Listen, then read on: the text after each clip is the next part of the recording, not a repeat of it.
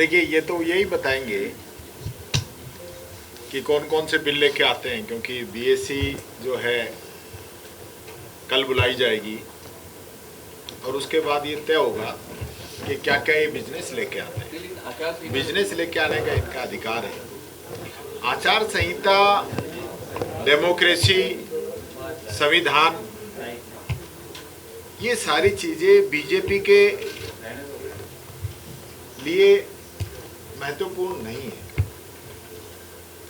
जिस हम संविधान की बात कर रहे हैं, संविधान में लिखा था 5 साल में चुनाव कराने हैं। कोर्ट में भी हम ही गए, हमने ही कोर्ट के अंदर लड़ाई लड़ी, कांग्रेस ने, कांग्रेस के लोगों ने, और कोर्ट ने भी इनको 2-2 बार फटकार लगाई, तब जाके चुनाव पे एग्री हुए। रही बात आचार संहिता की, चलते चुनाव के अंदर भारतीय जनता पार्टी अपने उम्मीदवार को मंत्री की शपथ दिला दे तो फिर आचार संहिता कहाँ रहेगी। ये तो नगर निकाय पंचायत राज के चुनाव हैं। एमएलए के चुनाव के अंदर उपचुनाव जो हो रहा था, वहां पे जो चुनाव डिले हुआ, उसमें टीटी साहब को इन्होंने चलते चुनाव में कैंडिडेट को मंत्री की शपथ दिला दी थी और एक ऐसे मंत्री बना दिए जो ज्वाइन नहीं कर पाए और डिपार्टमेंट नहीं संभाल पाए, उनकी विदाई उससे पहले ही तय हो गई। तो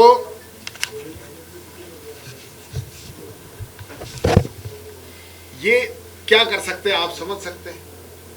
तो यहां भी जो है विधानसभा चलना और आचार संहिता में वैसे कोई दिक्कत नहीं है, घोषणाएं नहीं कर सकते, और वैसे भी घोषणाएं करी है वो कौन सी पूरी कर दी इनने, पहले खूब कर रखी है, वही कर रहे। मुख्यमंत्री जी रोज 2 बसों को झंडी दिखा देते हैं, वो पहले बजट की घोषणाएं हैं। 500 बसें करेंगे, दूसरे में कह रहे हैं 1000 करेंगे, अभी तक आई नहीं। कल भी जो कर रहे थे उनकी नंबर प्लेट ही नहीं है, यानी मुख्यमंत्री जी बिना नंबर प्लेट की बसों को झंडी दिखा के रवाना कर रहे हैं, यानी खुद के नियम खुद ही तोड़ रहे हैं। विधानसभा की गरिमा होती है, और मैं फिर कहना चाहता हूं, विधानसभा के अंदर जो इनके मंत्रियों ने घोषणा की है, जो मंत्रियों ने आश्वासन दिए हैं, वो भी यूं के यूं पड़े, वेबसाइट से और हटा दिए। आश्वासन जो कि वेबसाइट पे रहते हैं, कोई भी चेक कर सकता है, जो मंत्रियों ने आश्वासन दिए वो वेबसाइट से हटा दिए। ऐसे लोग हैं ये, तो इनके लिए आचार संहिता वो कोई मायने नहीं रखते।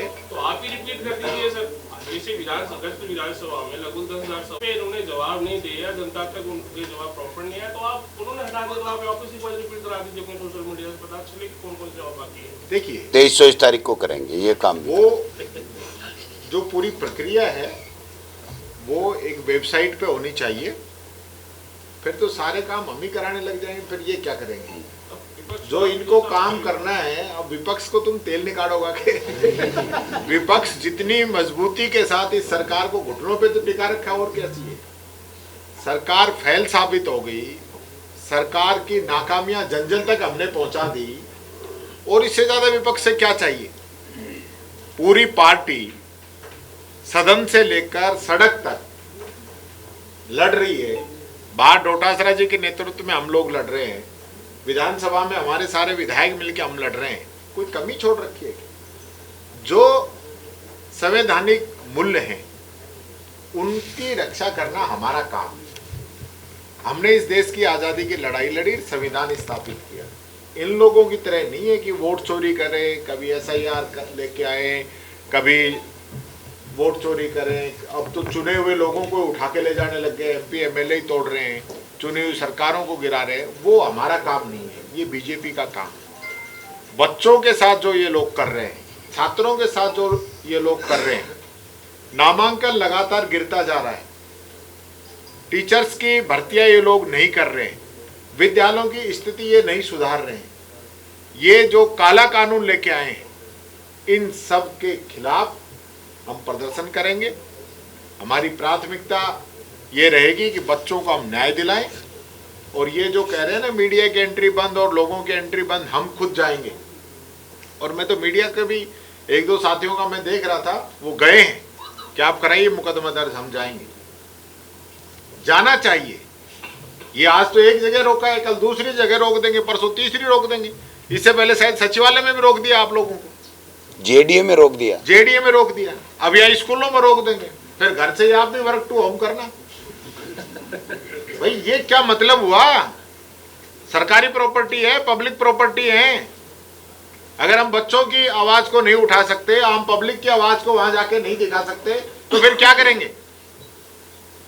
मैं समझता हूं इसका हम तो विरोध करेंगे ही करेंगे, और मैं तो चैलेंज करता हूं इस सरकार को, अगर इस ऑर्डर को ये रेगुलर रख के दिखा दे तो इस ऑर्डर को वापस लेना पड़ेगा। बहुत बढ़िया। आप जनता को गुमराह कर रहे हो, यानी आपकी जो कमियां दिखाएंगे उन पे पोस्को एक्ट में फंसाएंगे। शर्म नहीं आती आप लोगों को? और ऑन रिकॉर्ड लिख के आप दे रहे हो। 5 साल की बच्ची को उठा के एक हैवान बलात्कार कर देता है, वो पोस्को बनता है? या ये जो आज आम पब्लिक जागरूक हो गई और बच्चे अपनी आवाज सोशल मीडिया पर उठा रहे, ये पोस्को बनता है? इन लोगों ने लोकतंत्र के ऊपर आकर इस पे कब्जा करके तानाशाही के रूप में इसका इस्तेमाल कर रहे हैं। लोकतंत्र जो है जनता की सेवा के लिए बना है। जो भी लोग कुर्सी पे बैठे हो जनता की सेवा के लिए बने। अगर जनता की सेवा करना चाहते हैं तो ही बैठे, तानाशाही करना चाहते हैं तो जनता इनको घर बैठाने का काम करेगी। ये मत समझें कि इनको कोई सर्टिफिकेट मिल गया कि जो मर्जी जो करेंगे।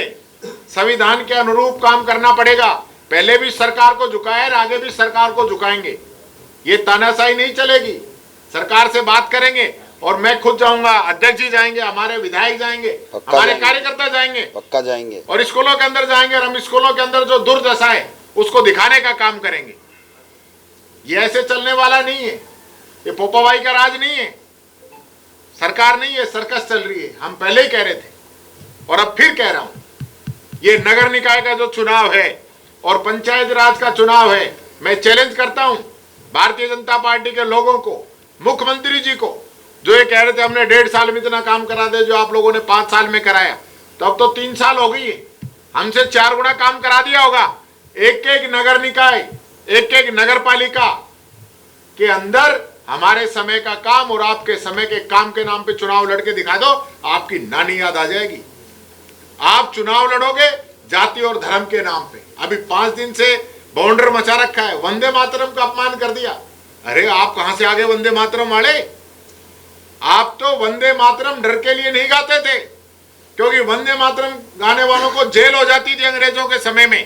कांग्रेस उस समय वंदे मातरम गाती थी, और तब से लेकर आज तक हम वंदे मातरम गा रहे हैं। 5 दिन पहले कानून पास करके कि वंदे मातरम। जिस आरएसएस ने 50 साल अपने ऑफिस पे तिरंगा नहीं लगाया, और जिस बीजेपी ने आज तक वंदे मातरम नहीं गाया, वो वंदे मातरम की बात कर रहे हैं। कमाल। अंग्रेजों की मुखबरी करते थे, उंगली कभी कटाई नहीं, और ये देशभक्ति का ये तो कल को ये सर्कुलर भी निकाल सकते हैं कि अपने बेटे का नाम मोदी अमित शाह निकालो। हाँ, ये कुछ भी कर सकते हैं। हम तो नहीं निकालेंगे, चाहे कुछ भी हो जाए। बताओ, कह सकते हैं ये तो भाई कानून। पहली बात तो ये है कि हमारा पूरा विधायक दल, सब लोग ये चाहते हैं विधानसभा लंबी चले। विधानसभा जो है, पिछली बार भी जो बजट सत्र था उसमें 4-5 दिन का और बिजनेस था, लेकिन सरकार ने ये कहकर कि नगर निकाय और पंचायत राज के चुनाव आ रहे हैं, हमें जो है बजट पहले पारित कराना है, उसके बाद आचार संहिता लगेगी, ये कहकर ये लोग 5 दिन पहले भाग गए। अब वापस जो है अब शुरू हुई है, तो फिर ये वापस भागना चाहते हैं। हमने यही कहा है कि कम से कम जो है 15, अधिक से अधिक 25 दिन विधानसभा चलनी चाहिए। उसमें छात्रों की, युवाओं की, महिलाओं की, किसानों की, कर्मचारियों की, संविदा कर्मियों की, शिक्षा की, चिकित्सा की, कृषि घोटालों की, मंत्री जो सरकार के खिलाफ बैठ रहे हैं इनकी, इन सब जो विषय हैं इन सब पे चर्चा हो, डिबेट हो सदन के अंदर। हम चाहते हैं डिबेट हो, वहाँ पे पक्ष अपनी बात रखे, विपक्ष अपनी बात रखे, उसके बाद उसमें जो रिजल्ट आए वो लागू करें। लेकिन ये लोग तो भागना चाहते हैं, और मुझे नहीं लगता ये हम जो क्वेश्चन उठाएंगे एक का भी जवाब देंगे। हमें तो पहले ही संशय है कि ये लोग सदन के अंदर गतिरोध पैदा करेंगे, गतिरोध पैदा करके भागेंगे। अगर इस सरकार में दम है तो विपक्ष जो सवाल उठाए उसका सदन के पटल पे जवाब दें। आप जवाब दीजिए, हम जवाब सुनेंगे। और आप जवाब नहीं दो और सदन नहीं चलाना चाहो तो आप भगोड़े साबित हो गए, ये तय है।